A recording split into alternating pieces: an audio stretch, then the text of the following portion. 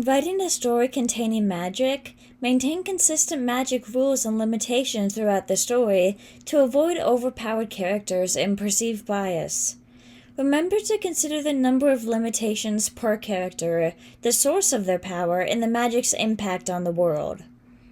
While amount of power can vary, the rules governing its use must remain consistent for all of them. In addition to that, a compelling history is crucial for a believable and impactful world. It must be free of plot holes and directly relevant to the narrative, explaining how the world arrived at its present state.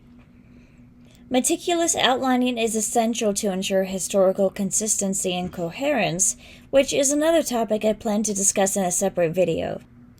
Following is geography. Don't you just love it when you read a book and you find a map inside that's very detailed, or the same for a video game? People are much more likely to be loyal to your writing or your animation if you have aspects like that. Consider the impact of history on your settings. How have past events shaped the environment? Has there been destruction, growth, or shifting borders? Are the continents configured differently? Is the setting on Earth another planet, or even a different dimension? Make sure to explore how magic has influenced the environment, both positively and negatively, especially when it comes to nature and lifestyle.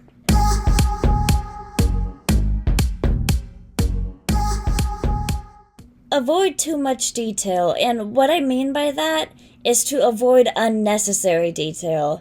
Detailed world building is crucial, but it should all be relevant and have a purpose to the narrative. Like in the Arcane series, I love that series, but I didn't think the whole Black Rose thing was really necessary for that show. Avoid extraneous information that doesn't contribute to the story, characters, or the world. So, before including the detail, consider its impact on these three core elements: the story, the characters, and the way your world works.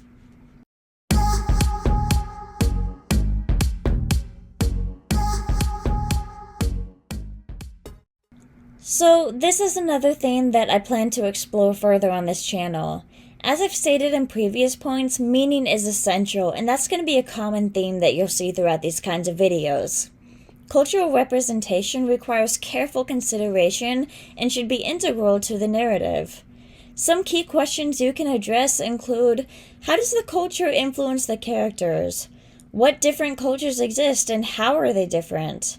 How do they manifest in clothing, language, and lifestyles? And what are their respective strengths and weaknesses?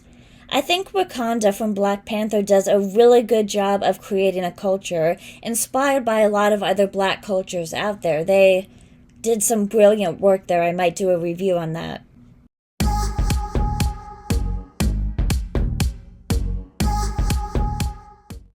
World building requires logical consistency.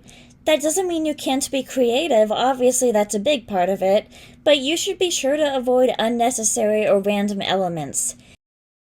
Every system in detail should be comprehensible and interconnected, so it can contribute meaningfully to the narrative. The systems of different places in your world should be understandable rather than randomized, and it should all tie together neatly in the end.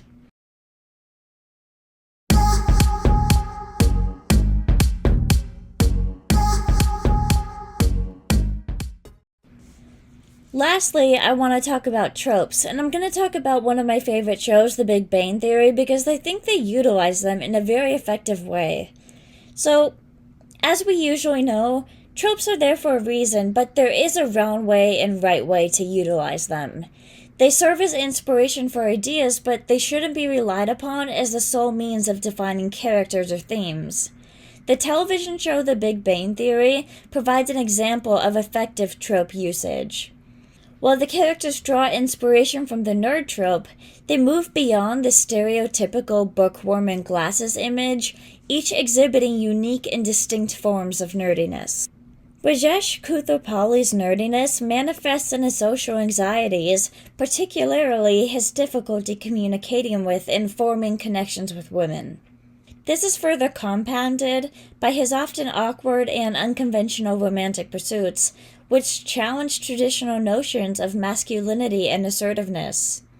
However, on a separate note, These vulnerabilities, while central to his character, are presented without judgment, acknowledging the diversity of human experience and relationships, and it's also often shown in a form of strength. Sheldon Cooper possesses an eidetic memory and encyclopedic knowledge, which he often shares, sometimes abrasively, actually pretty much always abrasively.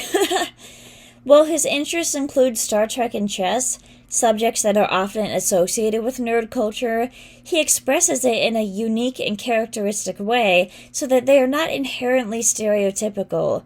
He's a very intelligent man who also has varying interests that add to his character, one of which is also trains, which isn't inherently stereotypical. Howard Wolowitz exhibits elements of nerd culture through his distinctive, often flamboyant wardrobe choices and his passionate engagement with video games and amateur magic.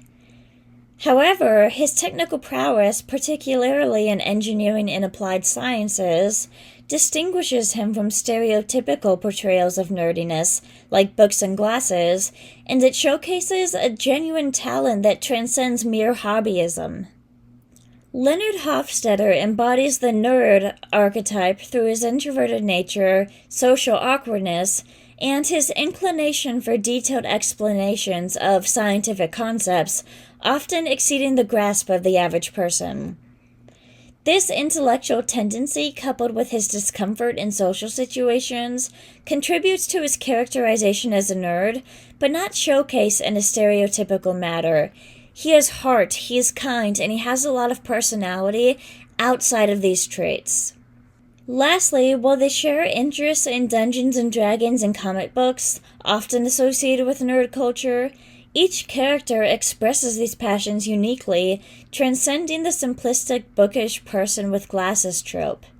Tropes should serve as a foundation upon which to build individual personalities, not as a complete character definition. YN. So that is part 1 of my do's and don'ts for world building. Stay tuned for part 2 and subscribe for more content like this. Goodbye, legends!